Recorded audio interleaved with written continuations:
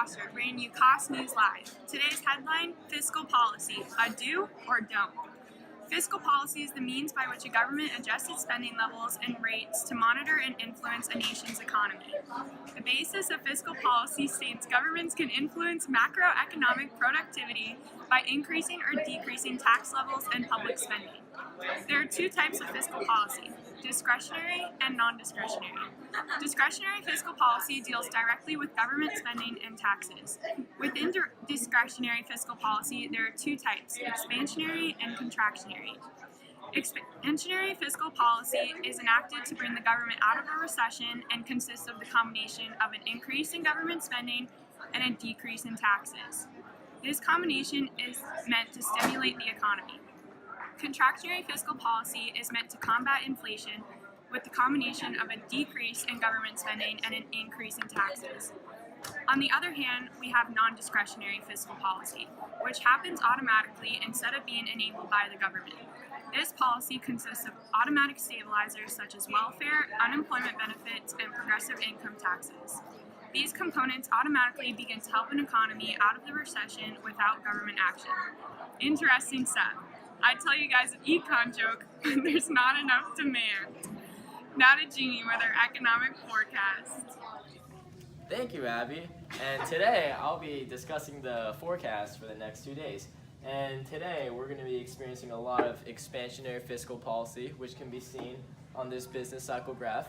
And if you trot over to this side, you can also see on a ADAS graph that from 80, we shifted to the right to get 81, and this increases the real GDP and the price level because we're getting out of a recession. Now if we trot back over here, we can see the forecast for tomorrow's weather, and tomorrow's weather is just a little bit of contractionary fiscal policy because we're in an overheating economy. Now, we're going to give it over to Serratt. Serratt Nong here, and this is sports. Tonight, we have a game between the number 1 and number 2 teams, discretionary and non-discretionary. The number 1 and number 2 players of discretionary is cutting taxes and government spending. But non-discretionary, on the other hand, can go against that with their welfare programs, the progressive taxes, and the unemployment benefits. But tonight, my pick is discretionary. Hello, it's Serratt Nong here from Cost News Live, and I'm here with Junie Lee, an economics professor at the University of Keith Costner. And today, we are here to discuss expansionary fiscal policy. Hello, Junie, how are you today? I'm doing great. How about you, Mr. Nong? I'm doing well. So, let's get right into this. So, expansionary fiscal policy, the purpose of it is to bring the economy back to equilibrium or increase growth of the economy when it's in a recession.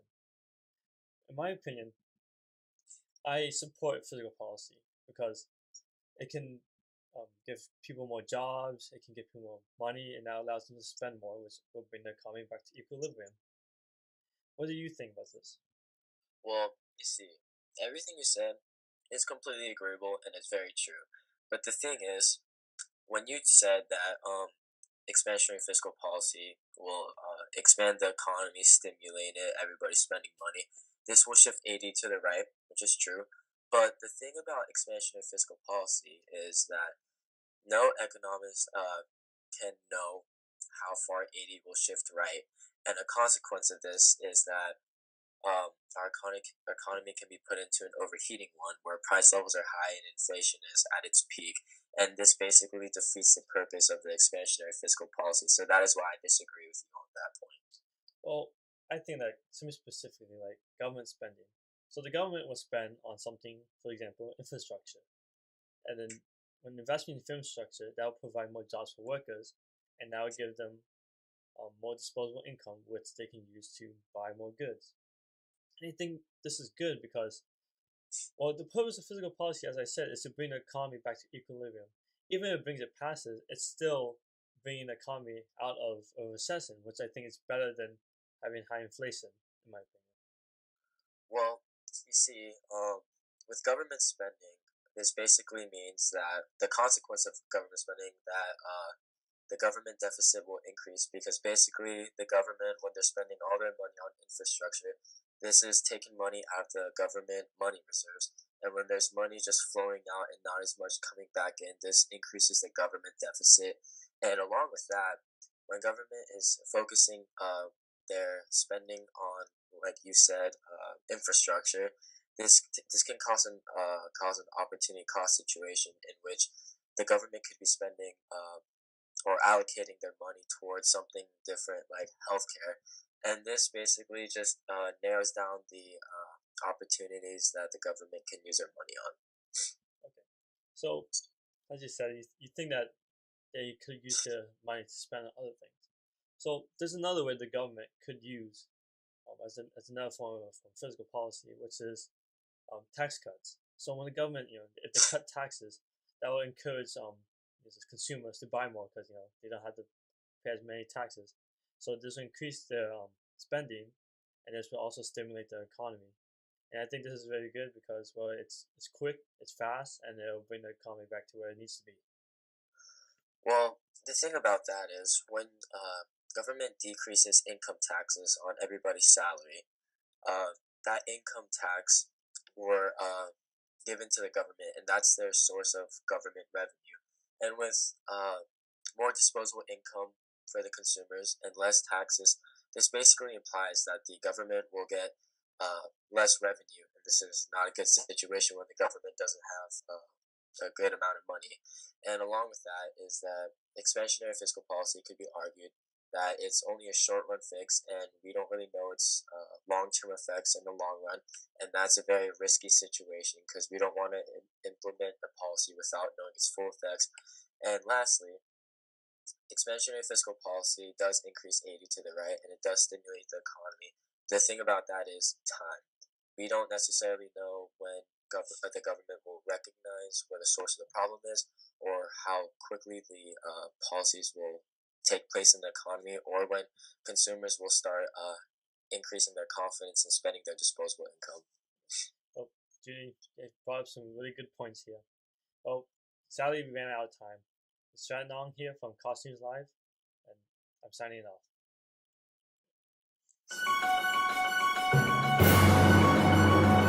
We're here at Spruce Creek to find out exactly what people think about our current economic situation.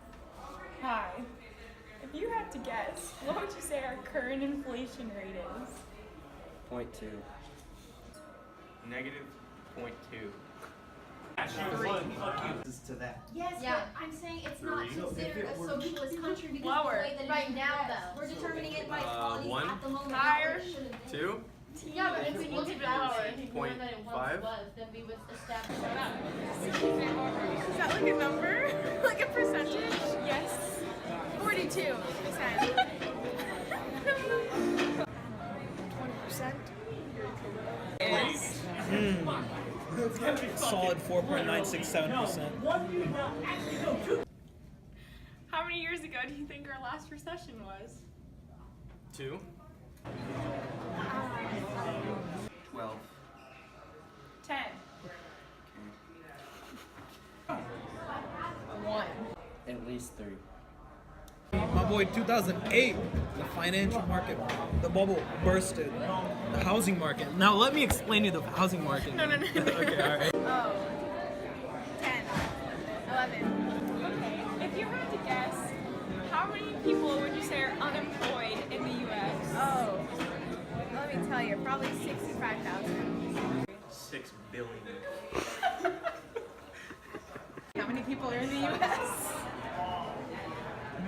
So more than 7. 400 million. Greater than 1.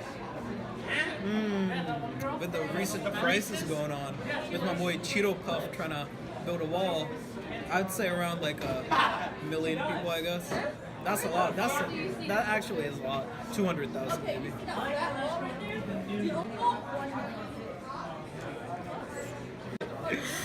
How do you propose we fix unemployment? Well, I'm no economist, but the unemployment, I'd say, try to invest more in infrastructure and stuff like that, so people like blue-collar workers can get like new jobs, or probably in this case, reopen the freaking government, man. Employ the people. And I don't remember my last question. Do you remember? Give them jobs. Get them jobs. I don't know. I think socialism. I'm just kidding. That's a joke. I think that we, I think that we should, you know, just have more jobs. If the government were to increase spending on public goods and services such as education, what do you think would happen to our economy? Probably more jobs. It would go up. Things would happen. Okay.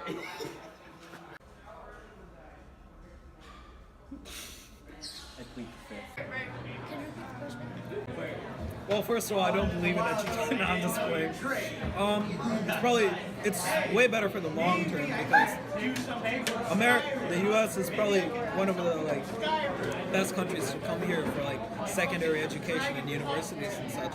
So if you're going to invest more in education, it's going to lead to more brain gain, and it's probably just more beneficial in the future, you know. I think that our economy would be a lot better because we're putting time into things that will produce fruit in the end. Why be employed when you can receive unemployment benefits? You see, that's more of a psychological question. That's more of a who's a man of the house kind of question, if you want to put it.